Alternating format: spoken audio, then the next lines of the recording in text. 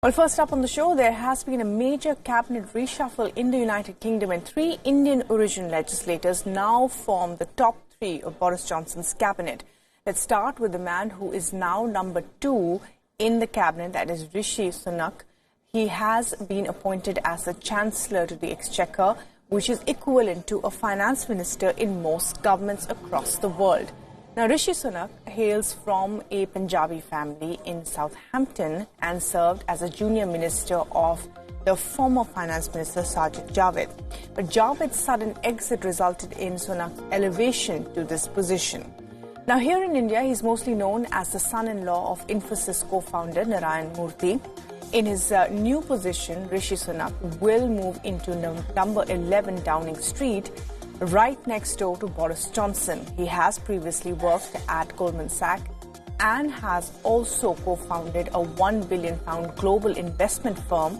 His most pressing engagement will be presenting the UK's budget next month. In a Twitter post soon after his appointment, Sunak emphasized on the great rapport he shared with his predecessor, Sajid Javid, and promised to build on his great work. The second big appointment was Alok Sharma as the Secretary of Business and Energy Departments. He was born in Agra and moved to the UK at the age of 5. Sharma's biggest challenge will be at the UN Climate Summit to be held in November this year. He will assume the role of Summit President, where countries are expected to bring forward plans to cut emissions as part of the Paris Agreement. But very few have actually produced a concrete roadmap. There will be pressure on Alok Sharma to produce results come November. And third, well, Priti Patel, meanwhile, has retained the Home Department. She is the second-generation immigrant from India and has been serving as Home Minister since July 2019, a self-confessed follower of Thatcher doctrine. Patel entered politics as a teenager and was elected to the House of Commons in 2010. Other than their Indian origin, these three leaders are bound together by another commonality. They were huge Leave campaigners during Brexit and have been unequivocal in their support for Boris Johnson and his policies. Of the House for assembling on a Saturday. And well, to talk a little bit more about the cabinet reshuffle in the UK, WION's correspondent Holly Hudson is now joining us live from London. And Holly, thanks for talking to us this evening. Now, three prominent Indians in Johnson's cabinet, with Rishi Sunak, of course, likely to change how the Conservatives look at the finances of the country, and especially seems to be taking that very seriously, the changeover. Yes, certainly. The New Look cabinet has convened here in the UK this morning, the first time since this dramatic reshuffle. It was, of course, the first since Boris Johnson's landslide victory in the general election here last December, and it's turned pretty dramatic, and unintentionally so.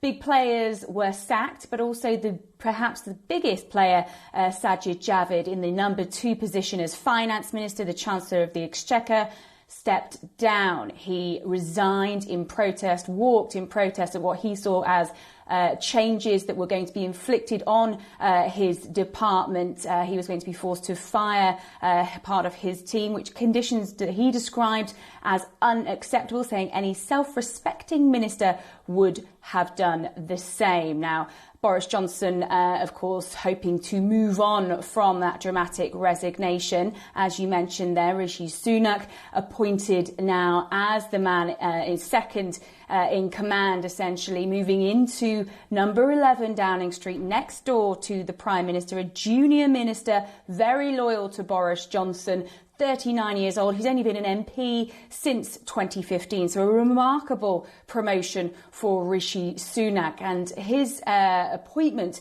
really raises questions as to the direction that the government wants to take the Treasury, wants to take the economy. Of course, the first post-Brexit budget is just weeks away. So Rishi Sunak only has a few weeks to get to grips with the country's finances. He says he's very aware that he has a lot of work to do. Right, certainly. And also, Holly, what does the rest of the cabinet look like? We know that the top 3 positions have gone to Indian origin leaders, but what about the rest of the cabinet?